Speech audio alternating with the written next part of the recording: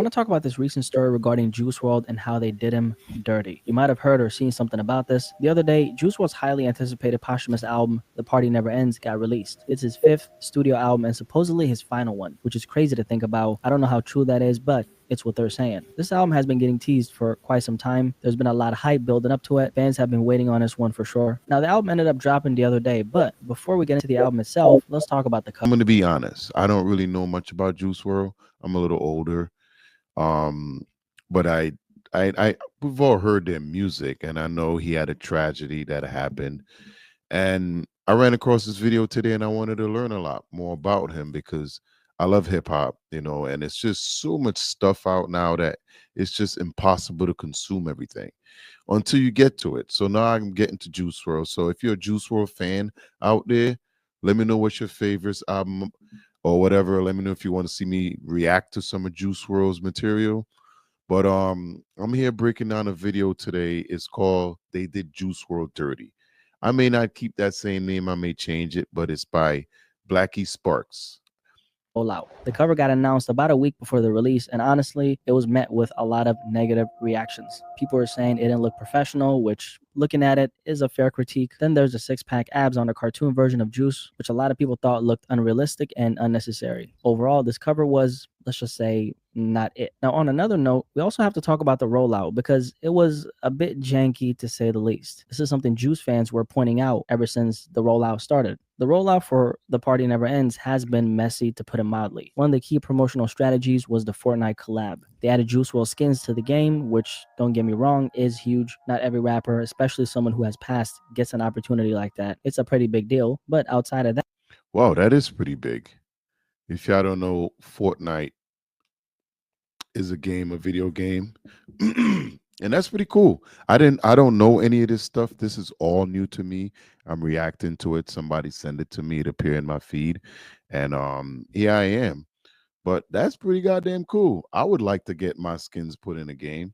That's awesome. So, just didn't feel and honestly, I don't think the cover was that bad. I didn't think the cover was that bad. I mean, I've seen all types of different artwork. It's and the artwork has nothing to do with it. Is the music good? As long as the music's good, the artwork's gonna sell itself. Just say.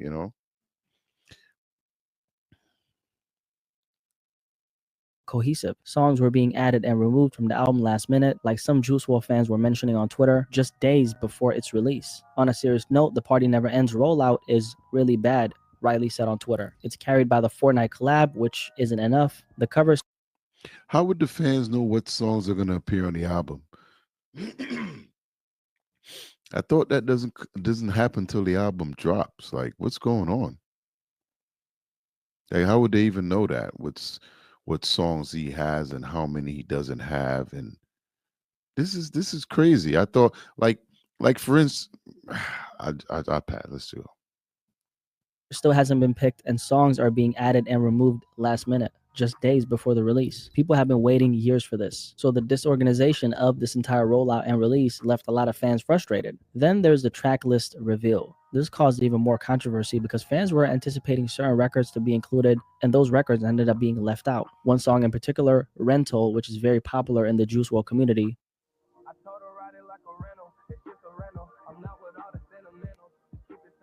this song was produced by singer and rapper Season, and this is a song the fans have been asking for a very long time. But apparently it didn't get cleared for the project, so once again, fans were left disappointed. Now, when the album finally dropped, it was met with a lot of mixed reactions. First of all, like we said earlier, many of the Juice WRLD songs that fans have been begging for were nowhere to be found. Juice has so many famous snippets floating around the internet, and the demand for those songs has been building up for years. Fans were expecting this album to be delivered on that front, and it just didn't. Then there's the quality of the album.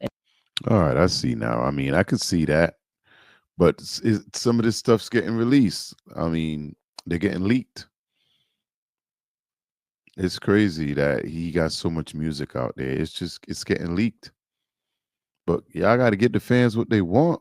Why wouldn't y'all not want to make money on this stuff? I mean, it's it's helping both of y'all, right? The more money you sell, the more money you make off of this. So if the fans want it, why not put it out? in itself. I've seen a lot of mixed reactions, but for Juice WRLD standards, it was actually kind of low if you ask me. It didn't feel up to par with his earlier releases. The mixing and overall sound of the project was also heavily criticized. Fans felt like it was rushed, unpolished, and not a proper representation of Juice's artistry. At this point, a lot of people are convinced that his record label is actively ruining his legacy. That's the narrative I keep seeing, and honestly, it's hard to disagree when you see the backlash. Even diehard fans who've been there since day one aren't supporting this release. That speaks volumes. Juice WRLD is not the first rapper whose legacy has been mishandled, though. We've talked about this topic in depth over the last few years, and we've seen it happen with other artists like Pop Smoke and XXXTentacion. Both of their legacies have been, let's just say, poorly handled, whether it's rushed albums, unnecessary collaborations, or decisions that don't align with who they were as artists. The pattern is very clear. This is the same movie playing out all over again. So honestly, I'm not You know, surprised to see oh, this happening with Juice WRLD's legacy. Granted, I'm not as emotionally moved by the missteps, if you will, probably because I'm just not as invested as the day one fans. That said, I'll admit I'm pretty disappointed listening to this album. Personally, I tuned out of most things related to Juice WRLD's name a long time ago. It's just not the same when other people are representing him, especially when he's not here to have a say. I remember when Juice first came in the game, this young rapper singing his pain away. From the start, it was clear that he was special. Definitely a broken soul, also one who was leading the lost souls. Someone who carried a lot of heavy things inside of him. But the beauty of Juice WRLD was that he was able to channel all that pain into his music. I always respected Juice WRLD for his honesty, for the way he opened up and let the world see his struggles. He was a brave young man, extremely talented, and a light for so many kids who saw themselves in his music. For those who don't know, Juice WRLD recorded thousands upon thousands of songs while he was alive. The music we've heard doesn't even scratch the surface of the work he put in. And this is where the problem lies. This is so if you have thousands of songs, why is this his last album? That's what they said, right? That's crazy. He's you know what? These guys are going in the studio and putting in work. They almost get addicted to it. But when you and that's sometimes I think that's why it's important to go independent. If you see me look up from time to time, it's because the game's on. But you go independent and you don't have to worry about things like that. You know, you leave your team, there's a team in place to but you know what? The team could mess it up too. But you know, that's crazy though. That's you did your work, boy. You did your work. I gotta go do some binging. Juice World binging. I mean, I know some of the songs, the old songs when they came out, but I can't say I've listened to a lot of his music. But I know at one time he was big. You know, you see these artists come and go like that. But apparently he recorded a lot of things while he was still here. A lot of things. Let's get back to it. how the music industry is taking advantage of a lot of artists. If you're not familiar with how record deals work, let me break it down. When an artist signs a contract with a label, the terms are almost always heavily one sided against the artist. We've talked about this before, but to make it clear, most artists sign contracts that last in perpetuity. What that means is they're essentially signing away their masters forever. So whether you're lucky enough to live to 60 years old or tragically pass away at 21 like Jared Higgins, professionally known as Juice WRLD, the corporations own your work for an eternity. In Juice's case, from what I know, his family doesn't have any control or say in what the record label does with his music. The people who loved him the most, who truly understood his vision and his artistry, don't have a voice in how his legacy is handled. Instead, the people who are in control are often looking out for their own interest more than Of his. And course. this is why we end up in situations like these where a young, incredibly Isn't that life? You always look out for the best interests, right? We all know these labels out here. You know, while I'm recording this now, Drake's going through it with UMG. You know, a lot of people went through it with the labels. So the label, the machine is always in charge. Even Neo couldn't beat the machine. Neo got his ass beat over and over and over. talented artist like Juice WRLD passes away so young, and the posthumous projects released under his name don't hold a candle to the work he put out while he was alive. It's a tale as old as time. It's a movie we've seen before. And unfortunately, it keeps playing out. The question is, when will it stop? When will the industry start treating artists with the respect they deserve? both in life and in death. The sad truth is, it's never going to change. I don't really think it will. There's too much of a financial incentive for things to be this way. You know exactly what you're going to get if you put your hand on a stove. You're going to get burnt. So it's up to the artist to be as smart as possible by thinking way ahead into the future and not getting burnt. Now, these things become very complicated when the artist in question ends up dying at a young age. No one plans to die young, that's a fact. Juice wasn't planning to pass away at the age he did. The circumstances on our private jet ingesting those pills led to things ending the way they did. Yes, it was a decision, but it's so much more complicated than that. And honestly, I don't think this is the moment we should dive into that conversation. What I do want to talk about is that when an artist, just like in this case, isn't here anymore, there can be a situation where their legacy is handled the right way. You might be asking how? Well, let's just say it doesn't always have to be like this. Take a look at Mac Miller, for example. Mac Miller, who tragically passed away at the age of 26, is a textbook example of how an artist's legacy should be handled. The way Mac's legacy has been preserved speaks volumes about the environment he had around him. Clearly, there was a lot of love, care, and respect for his artistry. I'm pretty sure that Mac Miller also took some steps contractually to personally ensure that if he wasn't here, his work, his name, and his likeness would still be represented in the right way. If that wasn't the case, there's no way everything related to Mac Miller would have this overwhelmingly positive tone to it. An artist's environment is crucial. For someone like Juice WRLD, I can't fully speak on the specific people he had around him or their character, aside from Ali, Lottie, but yeah, we're not gonna go down that path right now. But one thing I can say for certain is that Juice didn't have the best environment around him, and that environment reflected in his mental state. He was deep into addiction, through a lot of drugs in his system, and that was apparent even in interviews. I'm sure you've seen those clips of Juice dozing off mid conversation. To it, I want you to describe that single and that track that we're playing right now.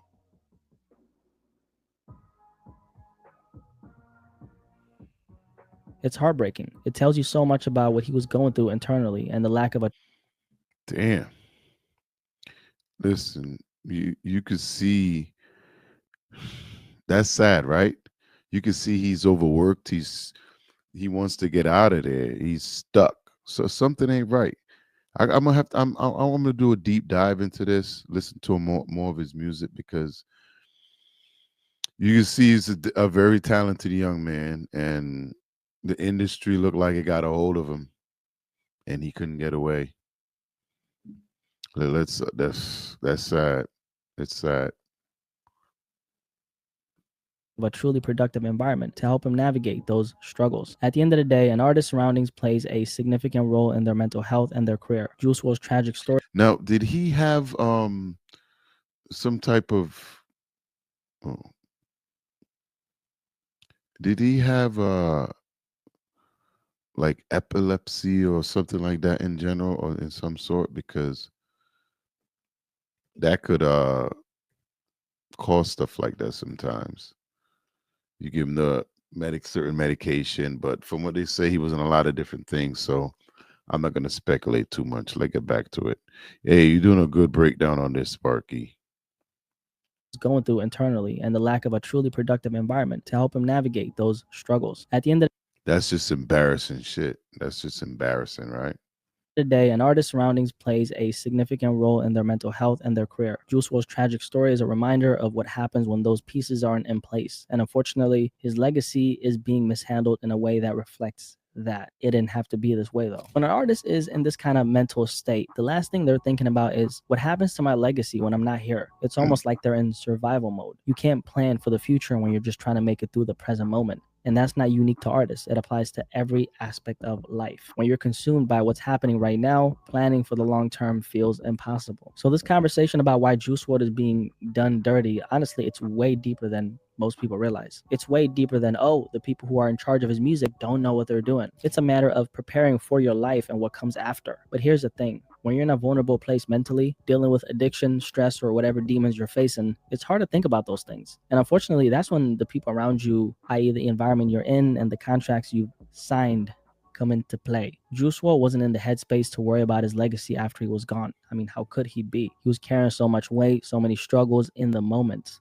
And because of that, there was no preparation for what his career would look like if the unthinkable happened. And now here we are seeing the aftermath. This is why this conversation goes beyond just blaming the label or the people in charge of his music. It's about the system that allows this to keep happening. Artists, especially young ones, are thrown into a machine that doesn't prioritize their well-being or their long-term legacy. And when they're in survival mode, they're not in a position to fight for those things either. So while it's easy to criticize what's happening with Juice's posthumous releases, and trust me, there's plenty to criticize, it's important to understand that there's deeper issues at play here. This is a systematic problem, one that starts with lack of support for artists while they're alive, because by the time they're gone, it's already too late. And that's why we're having this conversation right now. My goal is to let artists and the public know the ugly realities of how things can end up when you're not in charge of your own legacy. If you don't set up things properly, others will do it for you. And they'll do it in a way that serves their interest, not yours. You want to make sure you set things up in a way where even when you're not here, you can trust that the right people are handling your work and your name.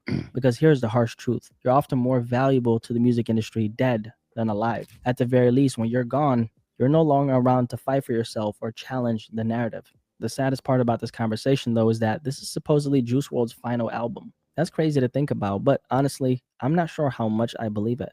Juice's estate reportedly has thousands of songs in the vault. If anything, this might just be the last album for the next few years. Record labels in general play the long game. They're not thinking about the next 5 months. They're thinking about the next 5 decades. And here's a theory I have about posthumous albums in general, and it applies here as well. A lot of times when these albums come out, they're purposely disappointing in terms of quality. And I think that's because the label is saving the best for the last. From the fans' perspective, they're hearing an album that could have been so much better because they know what the artist was capable of. But from the corporation's perspective, they're giving you just enough to keep you hooked for future releases. And because they own this music in perpetuity, they can also release it in perpetuity. His music will always be the content that brings revenue back to the Juice WRLD estate. 30 years from now, when today's Juice WRLD fans are pushing 40 or older with 2 kids and a house in the suburbs, these record labels are still counting on releasing his music, that's for sure. And they'll hold on to the catalog until the perfect moment because they know it's a never-ending cash cow. Artists like Juice WRLD, especially those who come from a generation fueled by social media, are in a unique position. Since Juice didn't have time to become a legacy act in the mainstream, his music will always be the content that brings revenue back to the Juice WRLD estate. In comparison, look at someone like Michael Jackson. He's the definition of a legacy act. His brand and name will always bring in incredible amounts of revenue solely based on his existence. Now I know this might sound like a crazy comparison to make, but it perfectly highlights the point I'm trying to make about how an artist's legacy is handled. It does. Michael Jackson's legacy was built over decades of groundbreaking work,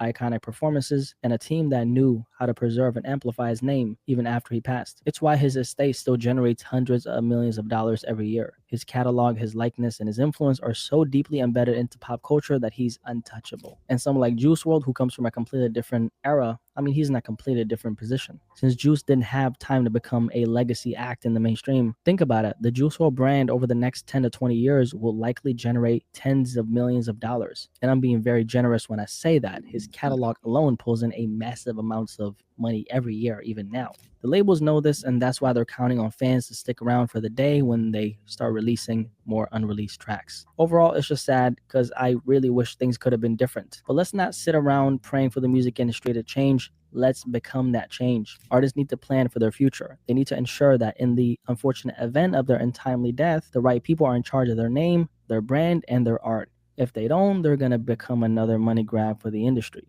And we also need to focus on switching up these contracts because we all know who exactly they benefit. Anyway, they're doing Juice WRLD dirty, man. I can't even lie.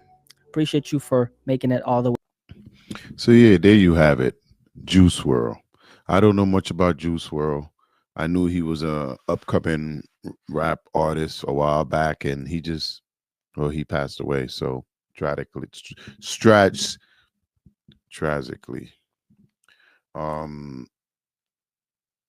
One thing he talked about in his video about the way he's been represented. I can't speak tonight. One thing about this video, he spoke about being misrepresented by his label and not they're not putting out the music, rolling the music out right. And I understand what he's saying. The music label's playing the long game. But you know what? That could kind of hurt them in the long run because he's not, unless he's making new fans. And because he's not here, I don't know if he can make new fans. If he has thousands of in his catalog, the rollout's gonna have to be crazy. And it's amazing that the fans know the songs already. They just want them to put them out, I guess. It's which is it's crazy. So I'm definitely gonna go bend some of this music and check it out, see what the Juice World's about. One thing, another thing he talked about was not being able to put his music out the way the fans want to. And a lot of artists don't really look into making sure who released their music is going to make sense to them, whether they're here or not.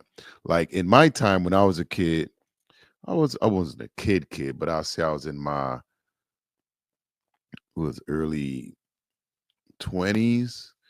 I still remember it when Pac got killed. Me and my boy, we was headed to New York to do some stuff and came across the radio, and a lot of Pac's music after he left Digital Underground, he had a few records that was popping, but his really legendary stuff were all released after he was unalive. His legendary things were released long ago, not long after he died. The albums Machiavelli, All Eyes on Me, um, all that stuff came out when he was gone. So I don't think a lot of artists are thinking that when they're creating the music because they're just trying to get the bag. That sometimes it's not even about trying to get the bag. I think it's just being able to understand who you can trust or who you could be around. Because once you're once you're in that realm, people are going to be nice to you. They're going to give you gifts, offer your family things. They're going to make sure that you're happy. And it's not until they're in control where the lights are switched, the lights are turned over. But that's Juice World. And I'm definitely going to do some binging. I'm going to check it out. Let me know down in the description. Let me know down in the comments how y'all feel about Juice World. If you're a fan, let me know if there's anything you want to see me react to. And because I definitely want to check out some of his music. So I'm gonna definitely see y'all in the next one, because right here next to Elmo, right there is your next video.